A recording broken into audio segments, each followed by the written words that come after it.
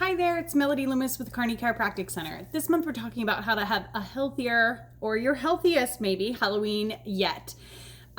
We service a lot of families in Parkville, Perry Hall, Baltimore, Northeast Baltimore area, and we get this question a lot this time of year. What do we do about all the candy and the sweets and everything that starts in October and really doesn't end until New Year's? So we're going to offer a few tips, and if you read our blog this month, we actually have some great ideas and some great statistics that are really just building the awareness of what's actually happening in our bodies when we consume all of this refined sugar and these processed foods. So not that we are against pumpkin spice anything, because we all love our pumpkin spice lattes. In fact, the thing I love the most about pumpkin spice lattes from Starbucks is that on the app you can actually customize it, and I actually limit it to 1 pump of syrup, which cuts your sugars down to 25% of what they would normally put in there. So I love that you can customize stuff, and you don't have to make it at home or go without. So we're not looking for you to be the crazy neighbor who just closes your door or gives out beef sticks for Halloween. We want you to have fun and have balance. So here's what we're going to talk about. I just wanted to give a quick introduction to what sugar does in the body and a few of the statistics that we talk about in the blog. So if you want more information, you can read our blog. But first of all, we just wanted to mention that 17% of children ages 2 to 9 now are considered obese by the government standards. And a lot of this has to do with our diet, obviously, because it's not necessarily our genetics. And also, for the first time in 40 years, cavities in children are on the rise. So obviously, sugar impacts so many aspects of our health, and we just want to talk about a few of those. I mean, we know that it impacts our cognitive health. It can cause brain fog. It can cause neurological delays in the way that we process information. It affects our energy levels, our mood. Sugar actually increases the stress hormone cortisol in the body, which can result in anxiety, which is a common issue among kids. And they don't always know how to express that. Obviously, eating sugar without protein or healthy fats as well is going to stress out the pancreas, which is the organ in your body that has to process the sugar. So it has to release all this extra insulin, which over time, doing this over and over again, can lead to insulin resistance and or type 2 diabetes.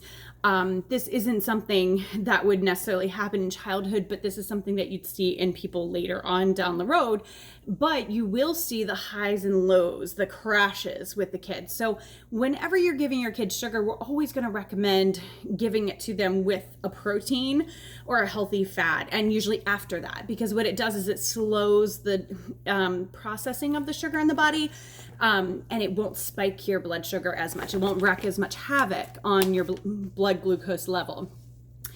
Sugar also affects our mood. So one of the things that we found is that, when you are feeling down, you can eat a piece of chocolate and it heals all. You can see my cat in the background. It heals our mood. But what happens, the problem with this is that when that high wears off in kids that eat excess sugar, not just a couple pieces of chocolate, we're talking about excess sugar, then our serotonin levels will dip, and that can result in really poor mood or even depression. And the National Health Service has given a public statement that almost 1 in 4 young people will experience depression before they're 19 years old. That is staggering. So don't think that the connection between our diet and our emotional or mental health are polar opposite, because they are intricately connected. What we put in our bodies affects every part of our body. So in addition to this, sugar is highly inflammatory. We know that over time this can lead to chronic disease, such as heart disease, high blood pressure, high cholesterol. So one of the questions we get is well, how much are we supposed to eat? Everything is sugar. It's hidden in everything. And the government has actually set some standards for this. Yale University did a study, and they recommended no more than 3 to 4 teaspoons of sugar a day. And the government is a little bit more lenient. They allow about 19 to 28 grams a day, which is 28 grams is like 7.5 teaspoons. So if that gives you an idea, because everybody can, it's hard to measure grams in our minds, but we will take teaspoons. And if you literally scooped 7 teaspoons of sugar, that should be your kid's daily limit maximum. And that's in everything, whether it's food or drink, whether it's hidden in yogurts, even things that we often consider health foods. We want to make sure that it's no more than that, 28 grams per day. And actually the same goes for adults. They don't recommend much more than that for adults, about 30 to 40 grams total.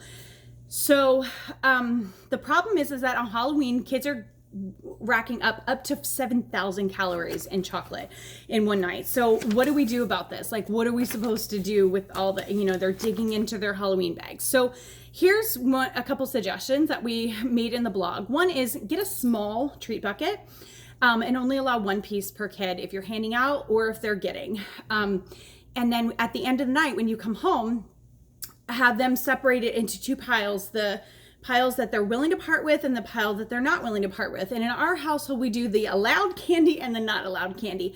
We're a little bit stricter with some of the things we let her put in her body. So the not allowed candy, if she's really adamant about it, we'll have her trade it for one of our allergy friendly pieces or a toy, something like that. So we can say, oh, okay, 10 pieces of candy will equal 1 stuffed Beanie Baby or something. And we'll do bargaining like that so that she still doesn't feel left out. The other thing is, don't forget about kids with food allergies. They actually have a teal pumpkin project where you can paint one of your pumpkins on your porch a teal color. And kids with food allergies, we're talking eggs, shellfish, nuts, milk, all of that is in your processed Halloween candy. They know they can come to your house and get like glow sticks or pencils with cool toppers, even veggie chips, bags of veggie chips. Look for stuff that is allergy friendly. The Enjoy Life brand actually sells allergy friendly chocolate, so we love that. That way kids, it's free of the 8 most common allergens, so we always keep that in our house around Halloween. And I think you can get that at like Mom's Organic Market. Okay, so last thing is with the kids, don't bring a pillowcase. I said a small treat bucket earlier. You don't want like a giant pillowcase because they're going to feel more satiated and they're going to have that abundant feeling if they have like a small pumpkin or a small bucket to put all their stuff in. And once you separate the candy, there are tons of places you can donate it. Some of the local dentists will do a buyback program where they'll take the candy and actually ship it to troops overseas.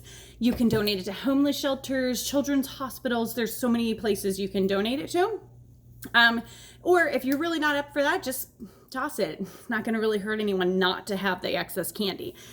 So just remember, this Halloween, sugar is really, really addictive. And what happens is when we consume too much of it, it will numb our palate for the taste of our other 3 taste buds. And we don't want to do that. We definitely don't want that in our kids, because that's why kids get so addicted to carbs and will only eat certain foods, because they're so used to the sugar consumption that their palate is literally numb to the flavor of other foods. And that's something we've been able to avoid in our family by really strictly limiting her sugar, Lucy's sugar intake.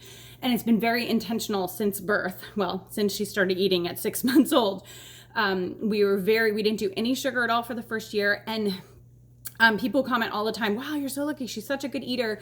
She'll eat anything you put in front of her. And we just kind of set those standards early on because nutrition was like a core foundation for us. We never worry about her weight, what percentile she's in, if she's going to be overweight. That's not even on the table because we know that she's eating healthy foods all the time. And her sugar is very strictly limited. And this time of year, it's even more. And my one last suggestion for you, and this is just a Loomis hack that I've gotten into, and I'm using it with the kids in the neighborhood here too, in our new neighborhood. I bought all my Halloween candy last week. So I bought it a month and a half early, basically. And I put it out all over the house. There's a bucket in her room. There's all over the house. There's like in the bathroom. There's like chocolates and like Snickers bars and all this stuff all over the house. So basically when we do some extra homework or extra chores, she can earn 1 piece of candy at a time. So what happens is it's losing its appeal over time. So by the time Halloween comes, she will not be interested at all in our candy. And this was the same thing last year. because she'll only be interested in something that's new and exciting. And then a couple weeks after Halloween, we just take the bag away and she's limited to 2 or 3 pieces per day max. And then she just kind of loses interest. So if you buy the stuff early, not only is it cheaper, but also it will lose its appeal because it's not as exciting and it's not as new after a few weeks. So just something, and also then they're not getting that sugar spike from eating so much at one time. So just a little Loomis hack. Again, this is all about balance. This is about finding balance in what works for you in your life. That might not work in your house, but just remember, it's never too late to start a healthy habit now, today, right? So you can start today by saying, this is what we're having for dinner and there's nothing else till breakfast. You can start today saying there's no dessert unless you eat 12 bites of your meal. You can start today by saying 3 pieces of candy max per day. That's it. So I just hope that this video gives you some good tips and tricks. And if you want to dig into it a little more, and we have tons of links in our blog too for the donations and the Teal Pumpkin Project and some of the other things that I didn't even get to mention here. So happy Halloween, everyone. Happy October. And don't forget to get your kids adjusted. Have a great day.